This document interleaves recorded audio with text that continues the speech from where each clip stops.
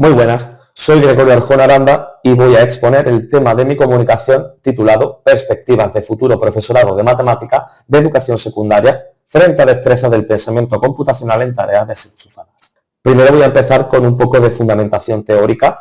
Empezamos hablando del pensamiento computacional, que se define como los procesos de pensamiento implicados en la formulación de problemas y sus soluciones de manera que un agente, humano o máquina, pueda ejecutarlas eficazmente. Esta forma de pensar se considera una competencia fundamental del siglo XXI, comparable a la lectura, a la escritura y a la aritmética, y debe ser accesible, por tanto, a todo el alumnado. De hecho, se puede evidenciar el desarrollo del pensamiento computacional en el alumnado atendiendo a posibles destrezas, como pueden ser la decomposición, el reconocimiento de patrones, el diseño algorítmico y la abstracción.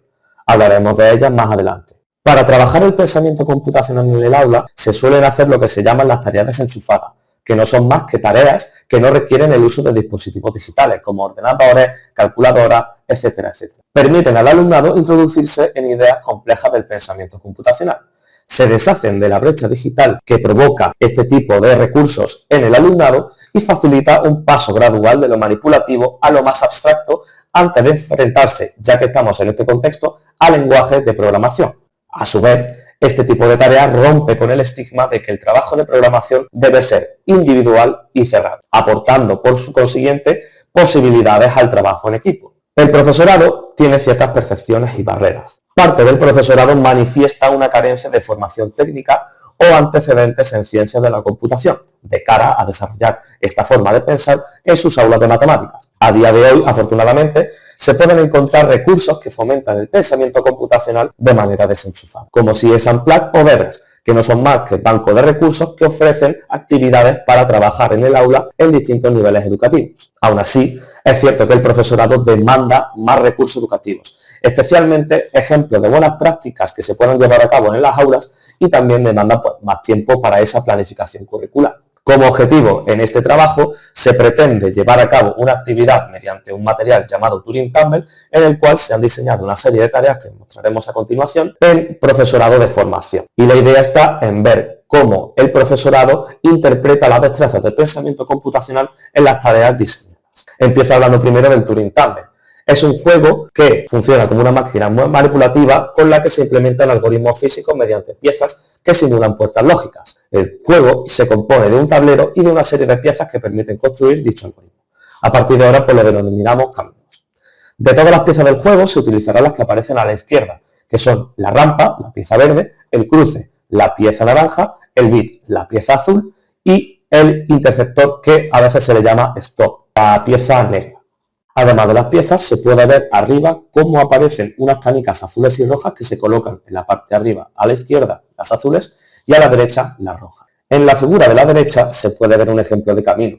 Si se acciona la palanca azul, caería una canica azul y caería a la palanca roja, que se accionaría por su cuenta y haría caer una canica roja. De esta manera, este camino de ejemplo generaría un patrón alterno azul-rojo que se puede ver abajo a la derecha. Como contexto, tenemos 22 estudiantes del máster en profesorado de secundaria, que es la especialidad de matemáticas en la Universidad de Málaga, elegidos según la disponibilidad y según el consentimiento firmado. Estas 22 personas se repartieron en 11 parejas para que cada una trabajase con una mano. Hubo una sesión de 3 horas, la primera de las cuales se utilizó para introducir todas las ideas más importantes del pensamiento computacional y las otras 2 horas fueron para realizar las tareas diseñadas. Esas tareas aparecen ahora mismo en pantalla. No nos vamos a detener mucho en qué hace cada una, lo podéis ver a continuación si pausáis el vídeo. En lo que sí nos vamos a detener un poco más es en los tipos de tareas, ya que en este caso tenemos 2 tipos, tareas de uso y tareas de creación. Las tareas de uso no son más que tareas donde se presentan caminos completos y el alumnado tiene que predecir cuál va a ser el resultado que genere ese camino. Las tareas de creación son tareas a partir de las cuales aparecen caminos incompletos o directamente tableros en blanco, sobre los cuales tenéis que, respectivamente, completar caminos o crear caminos de cero. Para hacer el análisis que tenemos aquí, vamos a utilizar la destreza del pensamiento computacional que tenemos ahí presentes, con definiciones basadas en Schutt et al. 2017. La descomposición se refiere a la división de un problema en partes más simples. La abstracción se refiere a esa extracción de la esencia de un sistema complejo, eliminando la información innecesaria. El reconocimiento de patrones nos ayuda a identificar patrones o reglas en una estructura o en los datos y aplicarlas a otras tareas. El diseño algorítmico crea una serie de pasos para resolver un problema, crea un algoritmo para obtener una solución. Y el testeo y depuración, que a veces se suele separar, pero aquí lo vamos a juntar por simplicidad, detecta e identifica errores y luego, pues, en caso de que una solución no funciona como debería, se corrige. Para esta investigación vamos a hacer un análisis descriptivo de los resultados recogidos a partir de un formulario de Google en el cual se utilizan estas dos preguntas que hay aquí. Básicamente se les pregunta que elijan cuáles de las destrezas se desarrollan con la tarea o cuáles creen que se desarrollan y luego que justifiquen brevemente por qué cada una ha sido elegida. De este modo se pueden ver los resultados dependiendo del tipo de tarea. Si nos paramos, por ejemplo, en las tareas de uso, es cierto que las destrezas más desarrolladas son el testeo y la depuración y el reconocimiento de patrones. Porque el alumnado se centra, según ellos dicen, en mirar cuál es el patrón que tiene la canica. Muchas veces sin tener que continuar el camino indefinidamente. En el tema del testeo y la depuración, simplemente comprueban el camino y punto. Muchas veces no hay ni siquiera que comprobar nada correcto. En menor medida se suele ver la descomposición. Y pues muchas veces justifican que es porque han observado el proceso paso a paso, porque primero han resuelto el problema de qué palanca hay que activar y luego pues activan la otra, y porque a lo mejor la tarea tiene distintas soluciones teniendo en cuenta las distintas palancas que tiene el tablero. Respecto a las tareas de creación, me gustaría distinguir las tareas que son más sencillas y las tareas que son más complicadas. Aquí tenemos las tareas que suelen ser más sencillas, viendo cómo hay un predominio de diseño algorítmico, de reconocimiento de patrones y de testeo y depuración. El diseño algorítmico está claro, básicamente estás construyendo un camino, estás construyendo el algoritmo. El testeo y depuración también está bastante claro. ¿Por qué? Porque una vez lo construyes, luego lo compruebas. Mucha gente directamente no elegía testeo y depuración porque ellos y ellas mismas no lo comprobaban, pensando que no era del todo predominante en esas tareas. El reconocimiento de patrones en este caso sucede porque el alumnado utiliza caminos que han desarrollado previamente o que han aparecido en tareas previas. La tarea 9, por ejemplo, no tiene mucha similitud entre las otras, pero la 4 y la 7 en este caso sí. En cuanto a las tareas de creación más complejas, como la tarea 8 o la tarea 10, se puede ver que además del diseño algorítmico, del testeo y la depuración, y en este caso el reconocimiento de patrones está en menor medida, también surge un incremento de descomposición, ya que en este caso el alumnado se encarga de dividir la tarea en trozos más simples. Como se puede ver, tanto en las tareas de creación más simples como en las más complejas, hay una apariencia muy sutil de la abstracción. La naturaleza de la máquina no permite esa esencia de la información, esa esencia del problema, quitando la información innecesaria. Pero aún así, el alumnado la suele reconocer un poco a partir de justificaciones como las que voy a decir a continuación.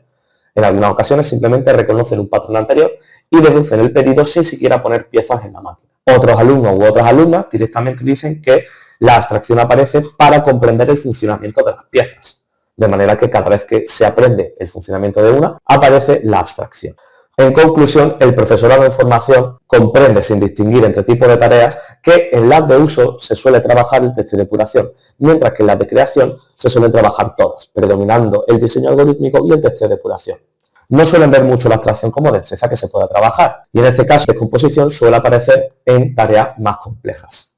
Como limitaciones, es cierto que se contó con un grupo pequeño en solamente un contexto educativo, que es la educación secundaria. La intervención se hizo el mismo día, de modo que no se puede tener una visión longitudinal del conocimiento del profesorado sobre la destreza del pensamiento computacional y de la forma de pensar en general. Las parejas, además, fueron elegidas según conveniencia del alumnado, sin tener en cuenta el nivel competencial que cada uno y cada una tenía. De modo que, como línea futura, se pretende ampliar el estudio a un profesorado en formación de educación primaria y estudios superiores a secundaria. Se pretende hacer una intervención mucho más longitudinal, que ocupe más días y que a partir de allí se pueda ver cómo la percepción del alumnado con respecto a las destrezas vaya evolucionando. Y en dicha intervención se espera hacer un estudio previo del nivel competencial del alumnado para poder elegir mejor dichas parejas de trabajo, para que en este caso sean homogéneas, de manera que las dos personas tengan el mismo nivel competencial, para que así una persona no tenga más peso que la otra. Con eso yo acabo esta exposición. Doy las gracias por vuestra atención. Si queréis comentarme cualquier cosa, ahí tenéis mi correo y ahora mostraré las referencias. Muchísimas gracias.